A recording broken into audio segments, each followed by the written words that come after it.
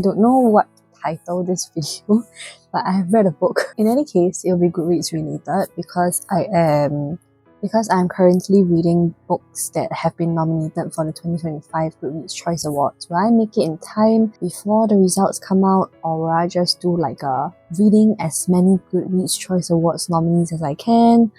I don't know. Reading the winners, I don't know, but it's a Goodreads video.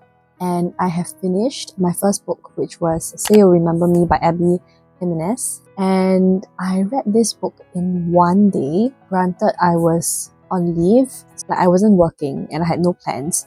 So I had like the whole day to read it. And I guess the book has props for making me want to read it and finish it in a day. But okay, so what this book is about, it is about our main characters, Xavier, Rush, who is a veterinarian, and Samantha, who is a marketing social media person for a mustard brand. And how they meet is that she rescued this little kitten from somewhere and she brought the kitten to his clinic. They didn't get off to a good start because he looked at the kitten and was like, this kitten has no butthole, the kitten will die. Even with surgery, it doesn't have high chances of success, so I recommend you to put the kitten down. And then Samantha was like, I am not putting down a kitten, I'm going to raise money for the surgery. And then he was like, okay, by all means, but you'll still come crawling back to me anyways after the surgery because it won't work. And then you just let the kitten suffer. But she managed to prove him wrong. The kitten survived. The surgery was in very good shape. And then he acknowledged that he was being very rude to her. He apologized to her via donating money to her fundraiser. So she brought the kitten back to his clinic for a checkup because she was moving to California. And the both of them are instantly like attracted to each other. So it's insta-lust. But she's moving to California. They have like a really good date. And then she drops the bomb on him and she was like, I'm moving there like permanently. Apparently it's like a few hours flight away, like 2,000 miles. But Xavier is like so intoxicated with her and enamored with her that he's like, I'm gonna make it work. So the story progresses from there. Trigger warnings. This is a very heavy book in that there are a lot of heavy topics. Trigger warnings for dementia, animal cruelty, grief, child abuse, death, emotional abuse, animal death, infidelity, and alcoholism. Why I say this book is very heavy, it feels more like a contemporary rather than a romance because we spend a lot of the book talking about how they're trying to make their LDR work. And then we also spend a long time of the book going into detail about how Samantha's mom has dementia and how her and her family are struggling to be the main caretakers because her mom's wish was to not be placed in a home. So they made an effort, everybody moved back home to be together and take turns taking care of her and split the responsibilities and bills and things like that. It's really heavy.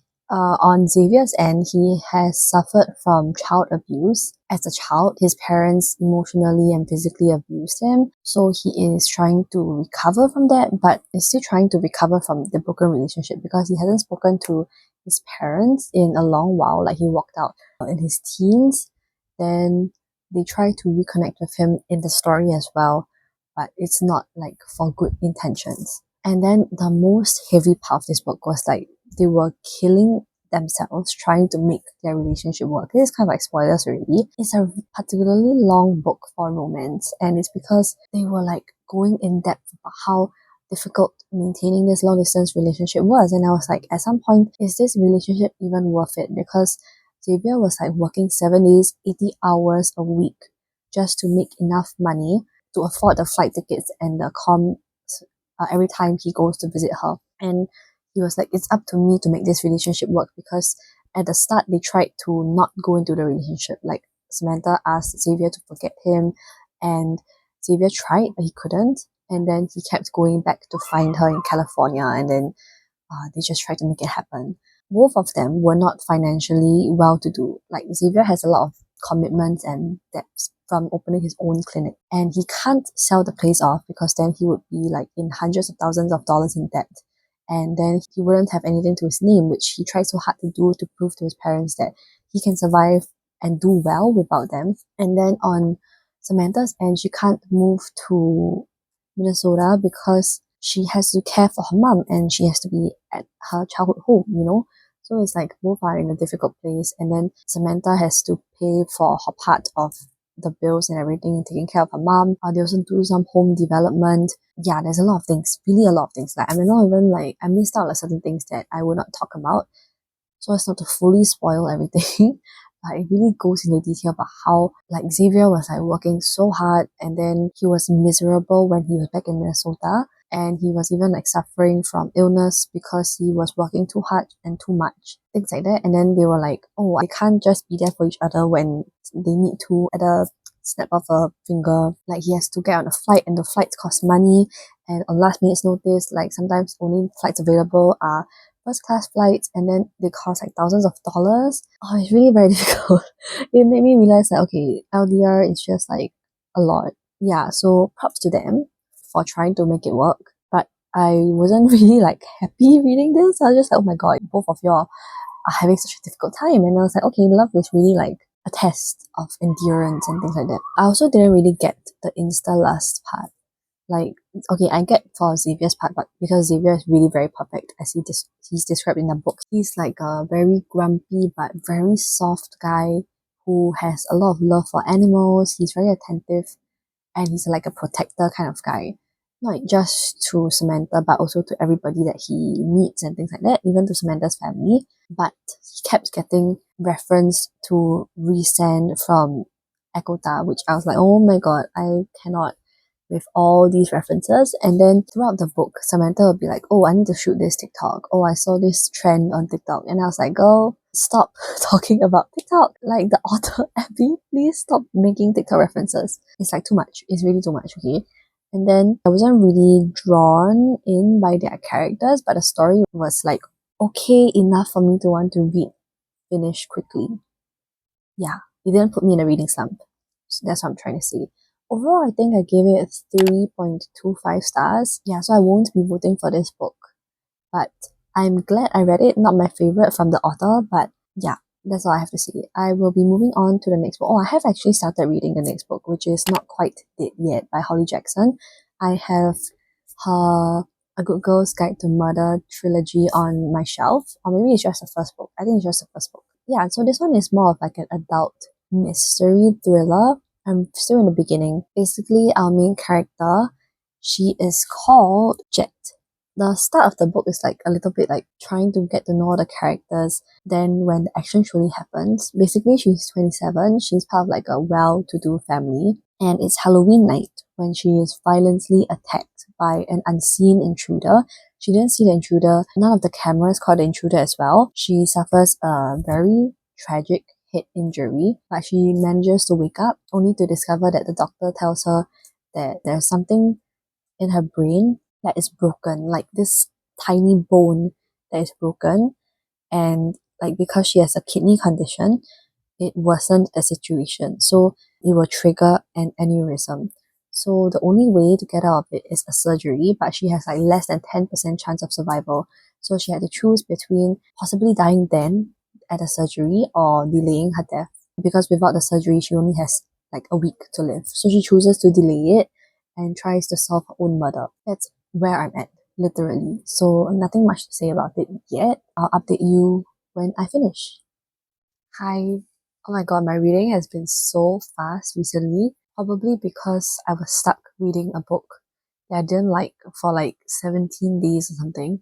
And then now it's like I'm reading very good books. I'm like, yes, this is what I want. But anyway, the second book that I finished, I'm going to try to multitask and do my skincare at the same time, is Not Quite Dead Yet by Holly Jackson. So this was nominated for Best Mystery Thriller, of which in the opening round I voted for Vera Wong's Guide to Snooping on a Dead Man. And okay, what Not Quite Dead Yet is about is basically a standalone mystery thriller wherein we follow our main character Jet, who is also known as Margaret Mason, but she goes by Jet.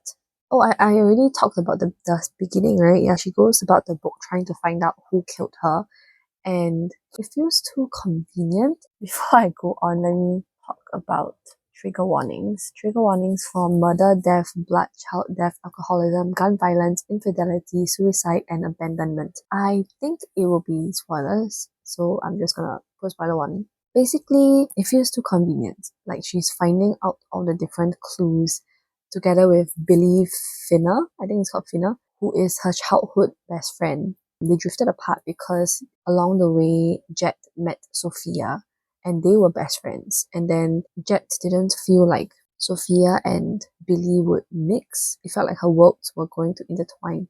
So she was closer to Sophia and then she drifted from Billy. Sophia then went on to marry Luke, her brother. Billy has just always been in love with Jet.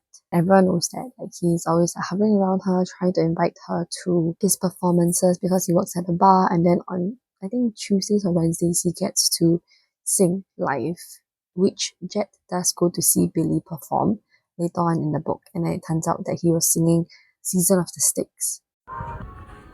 Why? What is this? Why? Why? Oh my god, why? Oh shit, this is why Billy was singing Season of the Sticks. Is Billy gonna die? Oh my god. And also a song that he composed. And turns out that he's a very good singer. Yeah. Okay, that's besides the point. So basically, they go about together trying to find out what happened to Jet, like who tried to kill Jet. And then it just feels like they are going about it too easily, maybe because of the fact that she only has 1 week. So the clues come very quickly. She's also breaking and entering to like a lot of places and of quite little consequence. Like, she gets arrested on suspicion of arson, even though she was just there when the building was set on fire. But she gets released on bail quite quickly because she and Billy managed to coincide their stories, corroborate their stories. I'm telling the story in like a very distorted manner, but basically the long story short is that we start to suspect different characters at different points in time. And I guess it also felt a little bit tiring because I was watching Only Murders in the Building at the same time as I was reading this book. And then I was like, okay, both are two mysteries that are kind of like, I at first had a suspicion that our culprit might be Luke because he was being very shady. He was lying about where he was, and then they were slowly uncovering about how Luke claimed that he was at home with Sophia, but he wasn't at home with Sophia. Turns out he was with Henry, who is her ex JJ's brother. He was beating Henry up because he was in charge of the finances of the company, the family company, Mason Construction. And then he was trying to like evade taxes for the employees. So he didn't register certain employees as employees. He paid them via cash such that he doesn't need to pay their tax. But it also meant that when an accident happened, Henry was one of those employees. He couldn't claim compensation or insurance. Luke tried to help with the expenses, but turned out to be a lot, and Henry was just suffering. And then it also turned out that Sophia was trying to make Jet and Luke's dad sick because both Jet and the dad have like some kidney problems. So they have been taking some medication, but Sophia has been swapping out the father's medication with salt, which is very bad for people with kidney problems. They can't take high sodium. So her story is that she wasn't trying to kill him. She was just trying to accelerate his condition worsening such that he would decide that it's time to retire and pass on the company to Luke. She's like so messed up. And then we also find out more secrets. So basically Luke and Jet had an older sister who drowned in the swimming pool, I think 17 years ago. Her hair got tangled in the drain and that's how she died. Turns out she didn't die like that. Luke, in a fit of anger, pushed Emily's head under the water until she died. We find out that there was this person that helped Luke cover up the story. So made it seem like she died by an accident and then also helped Luke with coming up with an alibi. And why this person did so was because Luke was actually that person's son. So then I would like to preface that I managed to predict who it was right around the mark where Billy was recounting the story from what happened a long time ago. But basically when Billy was recounting the story, I was like, Billy's dad is like too nice to Luke already. So I was like thinking that possibly because Luke was his son. So Billy's dad is actually Jack, who is one of the police on the case. He was also one of the contenders for mayor, I think. And I didn't think anything of it. I still thought it was Luke until it was revealed that he actually had accomplice. Then I was like, oh, okay. Luke also refused to tell Jet who was the father, but his eyes trailed to the right. And then it just clicked that it should be Billy's dad, which he's called Jack. But Billy dies. Billy dies at the end. I really thought somehow she would survive, but she really died at the end. I was like, props to Holly Jackson for following through with it and not coming up with like some miracle. So she died, but she died not knowing who was the ultimate culprit. So the last step that she got to was she found out that the murder weapon was taken from Billy's home closet. Like he had this whole array of like the weapons of the same brand. So it's like this brand called Kobe or something like that. And they were like trying very hard to find out who had this weapon. So at first she was like accusing Billy, but after Billy's reaction and then she thought more of it, she knew that it couldn't be Billy. Even though as she was dying, Billy was holding her and it's like, yeah, it's me, so that she can die knowing that she solved the case that she so desperately wanted to solve. But in the end, she knew that it wasn't Billy.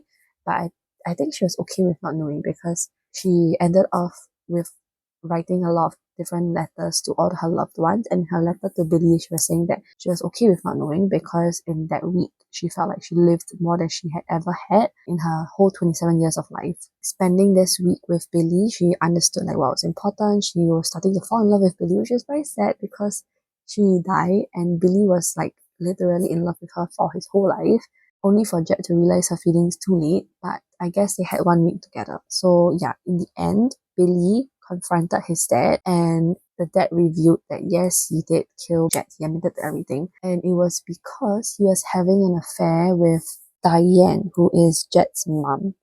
So what happened, the whole story, is that Diane asked Jack to go check in on Luke and Emily, which Diane believed that Jack didn't, which was why Emily died. But it was revealed that Jack did went to check on them, found out that Luke killed Emily, tried to cover up for Luke because Luke is his son, and he couldn't even tell that to Diane. So the affair ended there because Diane was too upset with Jack for the wrong reasons. I guess for the wrong reason because she didn't know what was the truth. The affair ended. His son was taken away from him because the mom was like trying to put up walls and everything. She even voted for his opponent to be the mayor instead, which that person, oh sorry, not mayor, police chief. So that person became the police chief instead.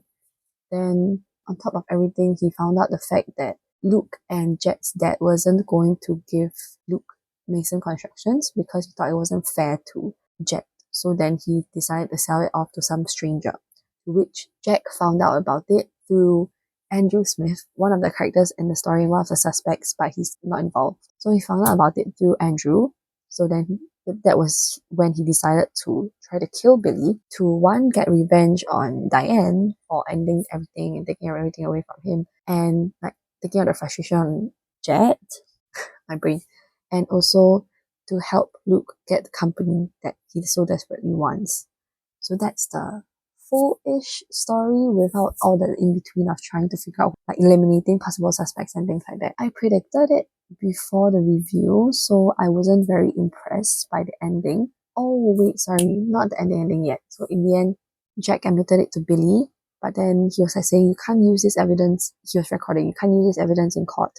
Billy was like saying, I know, I'm not stupid. I wasn't recording, I was on a call to Luke. So Luke found out. So then Luke was there. Billy wanted to let Jack just pay for his crimes in jail. But then Luke took the gun and shot Jack to death, which was where the story ended. Very elaborate plot, but I wasn't very impressed by the ending. So I gave it 4 stars. I didn't really connect to Jack's character as well. Hence like the lower rating compared to others. And I prefer Vera Wong's Guide to Snooping on a Dead Man because I really liked the cozy vibes, the mystery was good, it revealed twists that I didn't expect, and I just liked the story more. So I will still be voting for that book, but I'm glad to have read this one for this video. So I am on to my next book now, which I will update you again when I am further into it. Yes, sorry, my storytelling is so bad. Hi! I am still sick. I don't know if I talked about me being sick, but I have been sick. First with diarrhea on my trip, and then afterwards I came back and had like influenza symptoms like high fever, sore throat, cough with phlegm, and then now I had a giddiness episode yesterday. So it's been a very tiring few weeks. But I just finished Great Big Beautiful Life, and I just discovered that we now can see the finalists for the Goodreads Choice Awards. So, okay, first things first, let's talk about Great Big Beautiful Life and my review of it. Trigger warnings for grief, sexual content, death of parent, car accident, death, pregnancy, dementia, terminal illness, and mental illness. So this story, I wouldn't exactly call it a romance because it's kind of like Evelyn Hugo with a side of romance, if that makes sense. Oh, it reminded me of a bit of Beach Read just because it's about two writers. Beach Read, it was more about authors, but this one is more of biography writers. So basically, our two main leads, Alice, she is still dreaming of a big writing break. And our male main lead, Hayden, he's a Pulitzer Prize winning writer. They both ended up on this island, Crescent Island, for the same reason, to write the biography of this famous celebrity Margaret Ives, who no one has seen in years. And then Margaret decides to put them both in a competition for a month, kind of like a trial period. So they will both have their time with Margaret, and she'll tell them her story, and then she'll decide who to choose afterwards. Alice is like the human version of a golden retriever, and Hayden is more of like the grumpy person. And then they're kind of like drawn to each other. They can't talk about their time with Margaret though because they both signed separate NDAs, so they can't even talk about it to each other especially. And then I guess it's also kind of a competition, right? Okay, this is like my least favorite Emily Henry. I gave this book 2 stars because I honestly didn't care about Margaret Ives. I didn't really care about the story also. It just really feels like Emily Hugo, and did I even enjoy Emily Hugo? I feel like I've been saying Emily Hugo this whole time, but it's Evelyn Hugo. Oh my god. I enjoyed it. Okay, I gave it 4 stars. But on reflection, right, I don't really think I would enjoy reading books with famous people. So I don't think I'll pick up such books in future. This won't be my vote for the romance category. So there's that. Yeah, nothing much to say. I had no interest in the famous person. I had no interest in the chemistry between both of them. I just didn't feel it, and I was just like, I don't know why. I just don't enjoy this book. So okay, that's it. I guess now we can react to the finalists and then see what I'll be voting for. Okay, vote in the final round. Fiction. Oh, okay. I would assume that the Jojo Moyes book will win. Oh no, sorry, it should be Frederick Bachman. Historical fiction, don't really have any. Mystery and thriller. Why did I say it like that? Okay, I'm still gonna vote for Vera Wong. Um, although I don't think Vera Wong will win. Yeah, I think it might be Lisa Jewell, probably, maybe, I don't know. Okay, then romance. Okay, all 3 books that I've read are still here. I guess I'll vote for Deep End. Yeah. As in, I sound unsure because Deep End is not my most favorite Ali Hazelwood, but it's the best that I've read out of the 3 books for this category. Yeah. Romantasy, Witch's Guide to Magical Innkeeping. Alchemist is still here. Oh my god, if it ends up winning, then fantasy. Oh, okay. If V Shop ends up winning, I'll read the book for the winner's video, but I won't be voting or reading for it here. Sci-fi, nothing catches my eye. Horror, yeah, nothing really catches my eye for horror this year also. This one, pretty nice. Debut novel.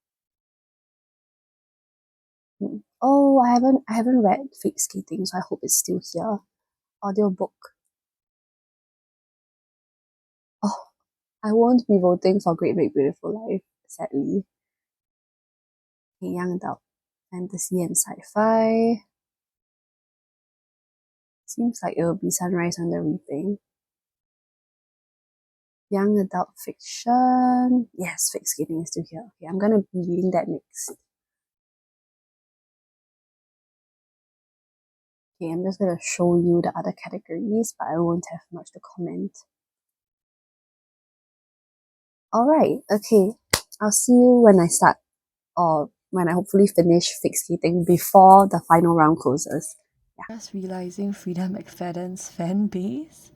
What do you mean 500k and 154k and 470k? And okay, there's also Lisa Drew, 125k. What was I doing reading all the oh my god. 250k. How to fight? Oh my god, what's this? 204k. Yeah, so I may have predicted this very wrongly. I will just read whichever wins, I guess. 106k? If I have time. Okay, actually, never mind. I'm not really drawn to any of these, like Don't Let Him In, The Tenant, The Intruder, Beautiful Ugly, Famous Last Words. I will just read the winner when it comes out. I will hope that Vera Wong wins, but unlikely given the number of ratings. So yeah. Hi, I'm here to close out the video because I have finished Fake Skating by Lynn Painter. Also, the last book I'll be reading for Goodreads. Let's talk about what Fake Skating is about first. Trigger warnings for cursing, panic attacks disorders, emotional abuse, injury detail, violence, gaslighting, car accidents, bullying, and alcohol. What Fake Skating is about, we follow Danny and Alec, who were childhood best friends until Danny moved away because her dad works as a military air force kind of person and he always needs to move around to different bases, air bases. How Danny and Alec knew each other is that her mum was from Minnesota, so she would bring Danny with her along for every summer growing up. So she would go back to Minnesota for one summer, and then in that summer she would spend all her time with Alec. So then later when Danny moved away and she wasn't going to come back for summers anymore, they were trying to keep in touch with each other by sending each other postcards every week to update each other on what's going on. Until for some reason, Alec decided to ghost Danny. But in Alec's eyes, Danny didn't write back. So obviously there was some miscommunication there. And so they just lost contact until for senior year, Danny and her mom moved back to Minnesota to live with Danny's grandpa because their parents got divorced. Then that's where she starts going to the same school as Alec and they start to reconnect. But then they realize that they have changed from how they were like as children. So Alec is, as a child, he was very clumsy, but somehow when she reconnected with him, he is now like a hockey god in the town and he's worshipped. It's just very different. So for some reason, they wind up in a situation where they need to pretend to fake date because Alec did something stupid. Like he got caught holding a bong, which is like weed or something like that. And it would have ruined his chances for hockey and everything until there was a situation where Danny and Alec got mistaken for like they were dating, which is it turned out to be good for Alec because Danny is like a very good student, goody two shoes, wants to get into Harvard, and that will help his reputation. So then they pretend to date also because for Danny's end, she would be able to get a position on the hockey team as a manager, and that will help her application for Harvard in terms of extracurriculars. So that's how they end up fake dating. And then the story progresses from there. Kind of a typical young adult story. So for this book, I decided to give it 3 stars because I've read other Lynn Painter's young adults before and I felt like those premises were more interesting. This one just felt like a very typical story and very predictable. Miscommunication was at the center of it and the way that it got resolved or like unraveled, what didn't really feel very satisfying to me. So I thought that this was just an okay book, an okay YA read. Normally for Lynn Painter, her young adult books don't really rub off as very clearly young adult, but this one it was very clear, like the writing and everything, the way that the teenagers talk to each other, it's very YA. I mean, there's like a bit of cursing here and there, but it really felt very YA, and they use like besties in the book as well. So I just didn't really enjoy that part of the writing. The plot didn't really scream out to me. The chemistry was just okay also. So I settled for a 3 star. So I will not be voting for this book for young adult fiction, which is kind of sad because I managed to finish it within the deadline. I don't have enough time to pick up another book and vote for it before the final round ends. So I'm just gonna close this video here and probably film my reaction when the winners get announced. But yeah, so that's it for this video. And I hope you enjoyed. If you did, please give this video a thumbs up. Consider subscribing to my channel to see more of such content. I hope you're having a great day or a great week whenever or wherever you're watching. Remember to stay hydrated, and I'll see you in my next video. I came back to say I just feel like this video was a bit of a fail because all the books that I read didn't measure up to the original books that I was going to vote for. So kind of sad about that, but I mean, I can't control it. So yeah, hopefully the winner's video will be better.